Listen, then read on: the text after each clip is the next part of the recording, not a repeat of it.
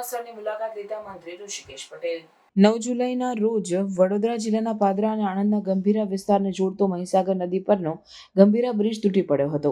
આ બ્રિજ તૂટવાથી 4 થી વધુ વાહનો નદીમાં ખાબક્યા હતા, જે બાદ તાત્કાલિક બચાવ અને રાહત કામગીરી શરૂ કરવામાં આવી.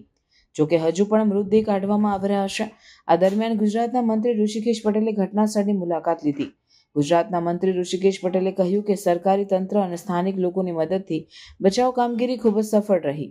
હું નજીકના વિસ્તારોના યુવાનોનો આભાર માનું છું કે જેમણે માહિતી મળતા જ પીડિતોની મદદ માટે તાત્કાલિક કાર્યવાહી કરી. બધા ટ્રકો બહાર કાઢવામાં આવ્યા છે. તમામ જરૂરી પગલાં લેવામાં આવ્યા છે. રિપોર્ટ 30 દિવસમાં બહાર આવશે. રાજ્યના 7000 પુલોમાંથી અમે જર્જરિત પુલો ઓળખી કાઢ્યા છે.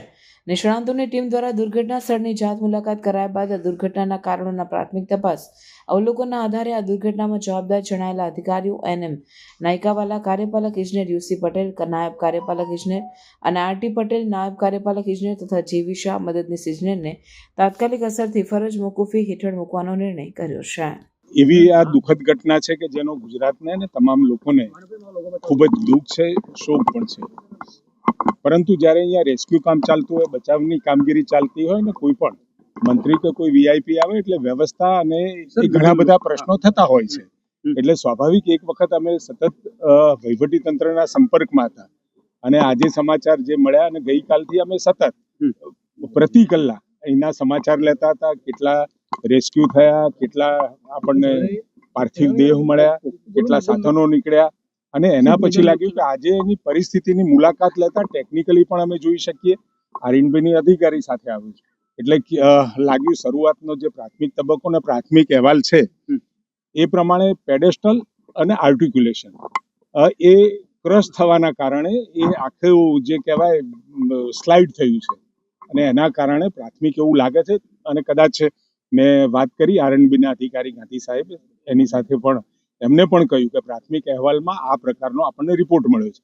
એટલે એકંદરે જ્યારે પણ કોઈ આવો બનાવ બને એટલે ત્યાં તાત્કાલિક કોઈ એવા અધિકારી આવી જાય જેના કારણે આખી વ્યવસ્થા, સ્વાભાવિક છે હું અહીંયા આવું અથવા તો કોઈ બીજા કોઈ અધિકારી મોટા આવે તો એ વ્યવસ્થાની સાથે જે કામગીરી કરવાની છે એમાં બાધા ન નીવડે એટલા માટે જ આજે લગભગ કામગીરી સંપૂર્ણતાને આરે છે. બધા સાધનો નીકળી ગયા છે.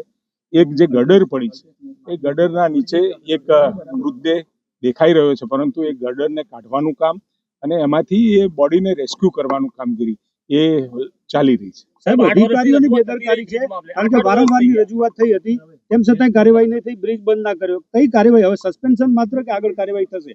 સ્વાભાવિક છે, તમે જે વાત કરી કે વિડીયો છે કે લેખિત રજૂઆતોના આધારે જે એને મેન્ટેનન્સ કરવું હતું એ મેન્ટેનન્સ પણ થયું હતું, પરંતુ કેટલાક કારણોસર અને જે વાઇબ્રેશન ધ્રુજારીનો જે રિપોર્ટ હતો એ પણ 2025માં એ નોંધ્યો હતો.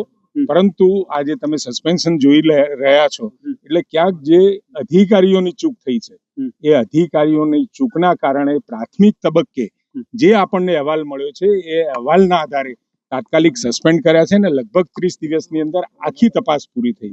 ટેકનિકલ અને સાથે સાથે વહીવટી એ આદરણીય મુખ્યમંત્રી સમક્ષ રજૂ થઈ જશે અને આ એક કન્ટિન્યુઅસ ઓનગોઈંગ પ્રોસેસ છે અને ઓનગોઈંગ પ્રોસેસ અત્યારે ચાલુ છે.